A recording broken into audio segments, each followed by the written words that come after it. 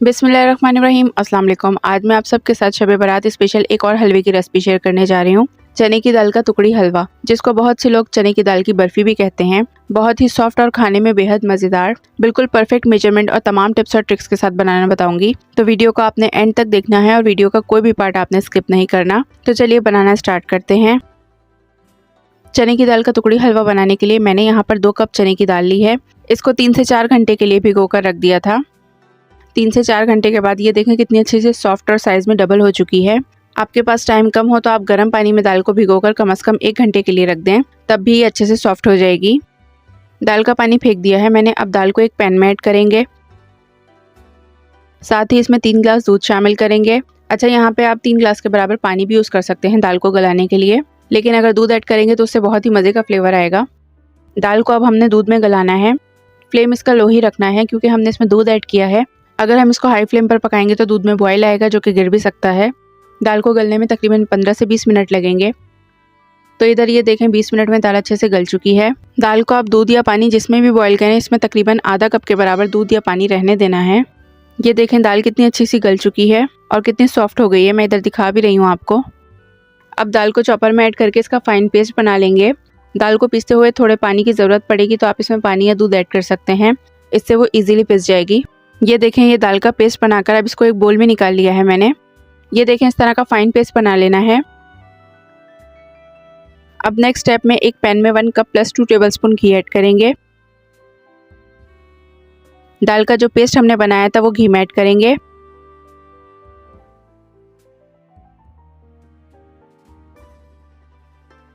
इसको अच्छी तरह घी में मिक्स कर लेंगे।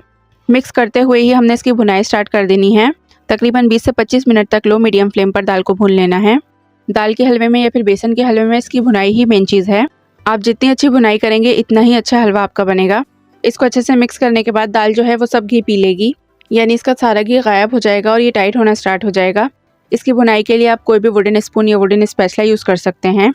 बस इसी तरह से लो मीडियम फ्लेम पर इसकी 20 से 25 मिनट तक भुनाई करनी है। इसको छोड़ना बिल्कुल भी नहीं है वरना ये जलना स्टार्ट हो जाएगा। इसमें कंटिन्यूसली आपने चमचे चलाते रहना है।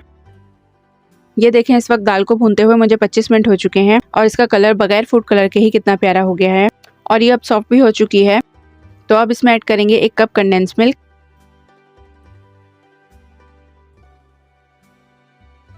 इसको अच्छी तरह से मिक्स कर लेंगे। साथ ही अगर आप मेरे चैनल पर नए हैं या फिर आपने अभी तक मेरे चैनल को सब्सक्राइब नहीं किया तो मेरे चैनल को सब्सक्राइब कर दें। इससे मेरे आने वाली हर नई वीडियो सबसे पहले आपको मिलेगी। ये देखें मिक्स हो चुका है। तो अब इसमें ऐड करेंगे 1 कप चीनी। साथ ही इसमें 1 कप दूध ऐड करेंगे।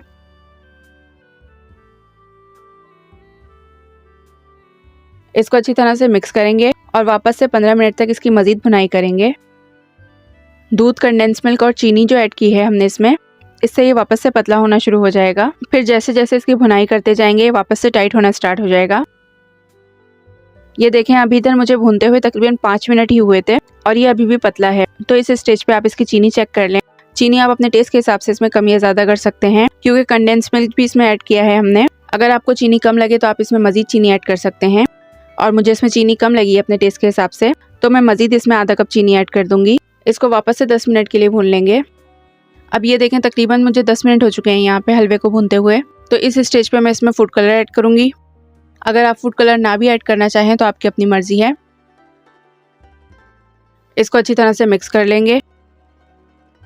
ये देखें चीनी ऐड करने के बाद 15 से 18 मिनट हो चुके हैं मुझे यहाँ पे और ये अच्छे से भुन चुका है। तो अब इसमें ऐड करेंगे हम 1 टीस्पून इलायची पाउडर, 3 टेबलस्पून कटे हुए बादाम और 3 टेबलस्पून ही कटे हुए पिस्ते। इसको अच्छी तरह से मिक्स कर लेंगे।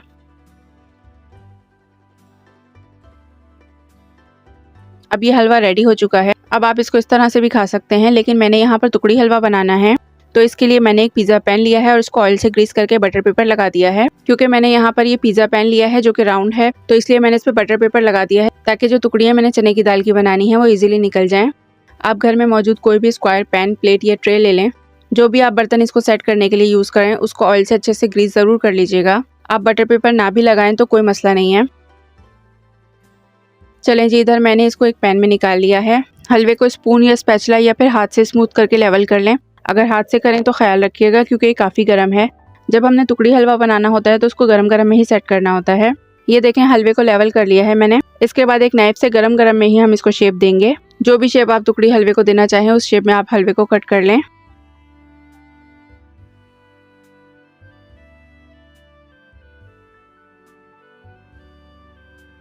इधर ये थोड़ा सा बच गया था मेरे पास जो मैंने प्लेटों में सेट कर लिया था। थोड़े बादाम पिस्ते लिए हैं, इसको ऊपर से गार्निश कर देंगे। इसको हाथ से हल्का सा प्रेस कर दें ताकि बादाम पिस्ते इसके ऊपर अच्छी तरह से स्टिक हो जाएं।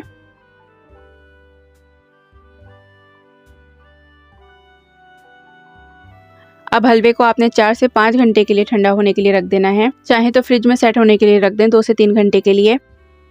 तो अब ये अच्छे से सेट हो चुका है। इसको पैन से निकाल लेंगे। ये देखें कितनी इजीली टुकड़ियाँ निकल रही हैं और कितनी सफाई से टुकड़ियाँ बनी हैं, कहीं से टूटी भी नहीं है ये, और ये अच्छे से सेट हो चुकी है।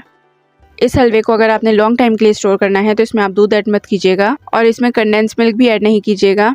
तो आप इसको इजीली 1 मंथ के लिए स्टोर कर सकते हैं। फिर जब भी आपका मीठा खाने का दिल चाहे तो आप इसको एंजॉय कर सकते हैं। इस शब बारात आप भी दाल की टुकड़ी वाले हलवे को बनाकर ज़रूर ट्राई कीजिएगा। होपफुली आपको मेरी आज की वीडियो अच्छी लगी होगी। वीडियो अच्छी लगी हो तो वीडियो को लाइक और कमेंट करना ना भूलिएगा। चैनल को अगर अभी तक सब्सक्राइब नहीं किया तो चैनल को सब्सक्राइब कर दें। इंशाल्लाह मिलते हैं नेक्स्ट वीडियो में एक नई रेसिपी के साथ। अल्लाह हाफिज़।